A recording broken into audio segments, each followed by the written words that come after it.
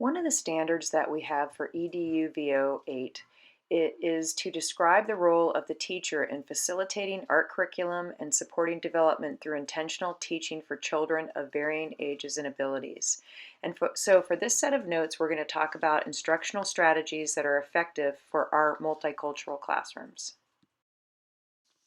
As mentioned in our previous notes, a typical U.S. classroom is becoming more and more diverse each year. For example, some students might be 2 or 3 years ahead of a grade level in reading, while others are that far behind. Some have expressed maybe prior knowledge and interest in the topic and are really eager to learn, while others are unfamiliar with the topic and don't seem interested at all. A few students might have learning disabilities, a few are in various stages of learning English, but the teacher is engaging all of these students and teaching them at the same time by differentiating the instruction. We're going to talk a little bit about how this is accomplished. Differentiated instruction is an approach to teaching and learning for students with different abilities in the same classroom. According to Tomlinson and Hall, the theory behind differentiated instruction is that teachers should vary and adapt their approaches to fit the vast diversity of students in the classroom. Teachers who differentiate instruction recognize that students differ in many ways, including prior knowledge and experiences, readiness, language, culture, learning preferences, and interest. They realize they must change the way they teach in order to reach all students. Through differentiated instruction, students will get to the same place but take different paths. Take a moment to look at the differentiated instruction graphic on this slide. What you're going to see here is how teachers should start addressing differentiated instruction for students. So first we're going to look at what the students' interests are, what their readiness level is, and maybe what their learner profile is, what type of academic record they have. And then the teacher is going to differentiate that instruction in a couple of different ways. First, they can differentiate the content, what is being taught. They can differentiate the process, how it's being taught, and they can differentiate the product, how we're assessing or what type of final product the students are creating to show that they understand the material.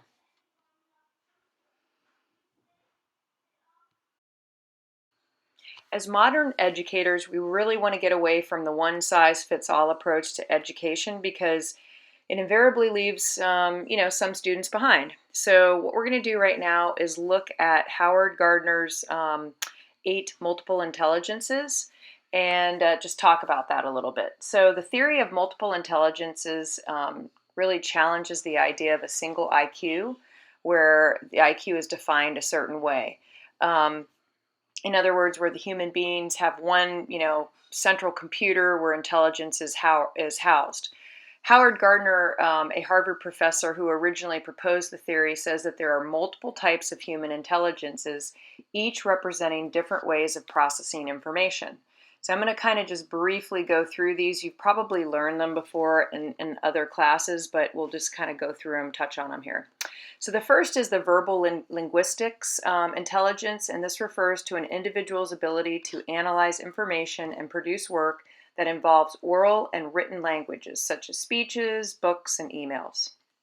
Then there's the logical mathematical intelligence that describes the ability to develop equations, proofs, make calculations, and solve, abstract problems.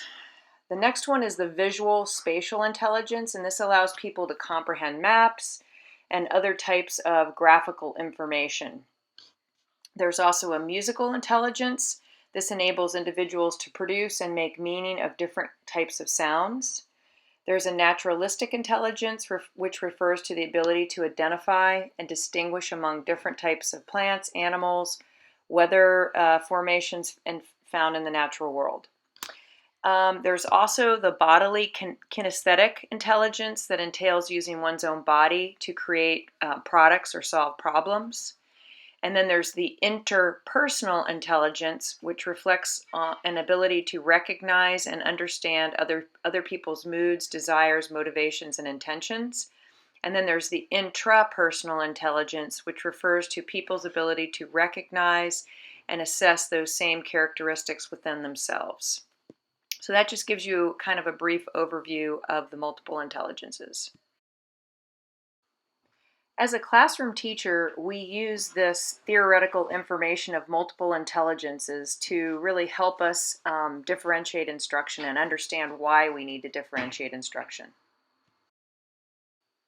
Another way to differentiate instruction is to use what's called Universal Design for Learning, or UDL.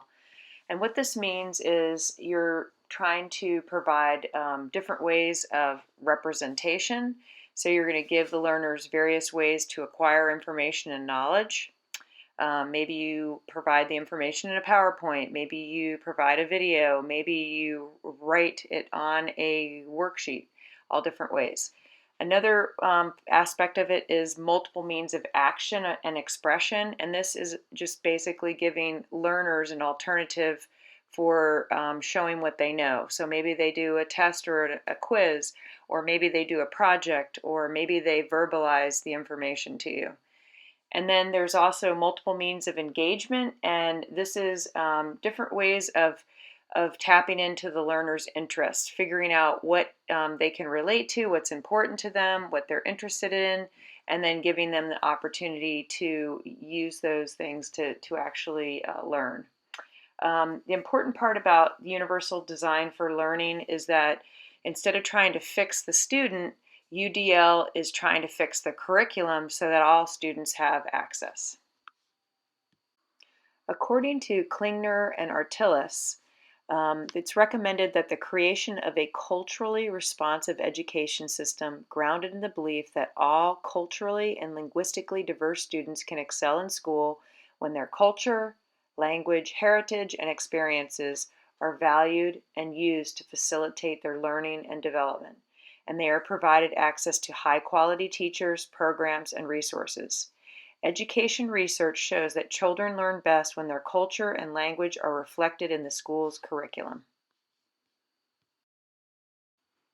There is no how-to recipe for differentiation because teachers who value the individual can translate it into classroom practices in many ways. However, there are certain broad principles and characteristics involved in establishing a differentiated instructional classroom. We're going to talk about those ways now. Teachers need to know as much as possible about their students to teach them well. They need to learn things like their learning style and pace, maybe the multiple intelligence that they are most comfortable with, maybe personal qualities such as personality, temperament, motivation. They need to know about their personal interests, potential disabilities, health, family circumstances, and language preference. A differentiated classroom offers quality curriculum. The curriculum needs to be interesting to students and relevant to their lives.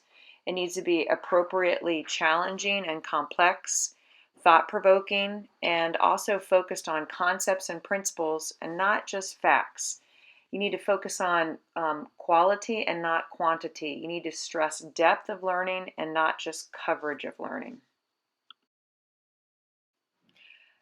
Assessment is a very important part of a differentiated instructional classroom. You need to first start off with diagnostic assessment, and this is just to find out what your students know from the get-go. And then throughout the class, you need to focus on formative assessment, and this is just doing check-ins with your student to find out, are they understanding the material, or do I need to go back and teach again?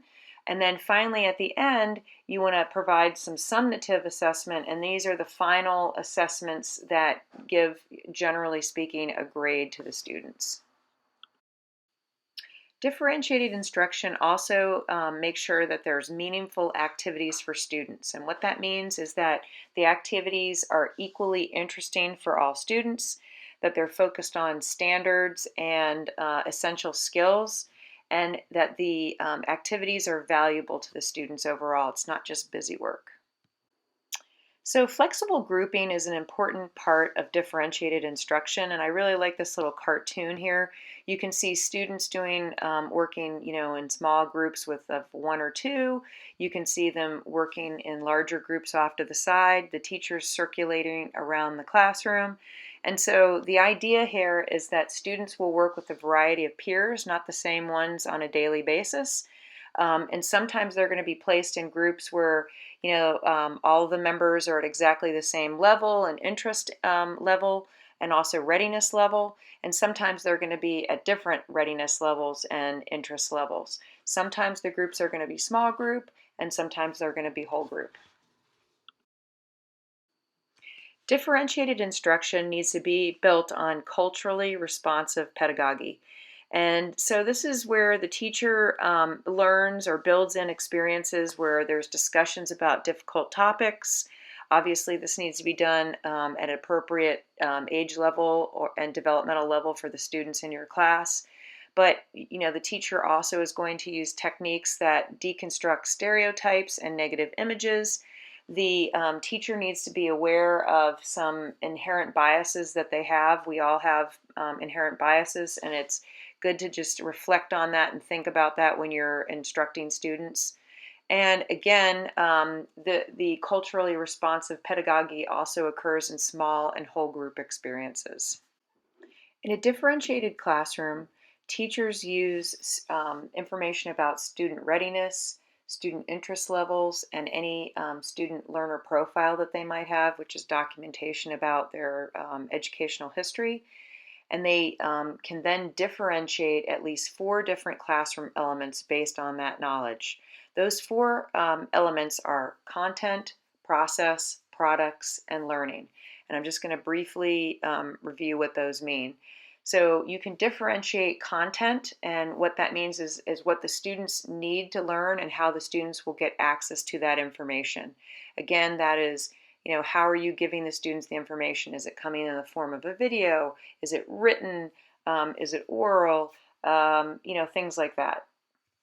The other thing that you can differentiate is process. These are the activities in which the student engages in order to make sense or master the content. So again, what are you having your students do? Are they doing a lab? Are they drawing something? Or are they critiquing something? Are they having a discussion about something? Those are different processes. The product is another thing that you can differentiate for different students. And these are the projects that ask the student to demonstrate what they have learned in a unit. And so you could take any type of product that you ask a student to do, whether it be an assessment that has 100 questions on it.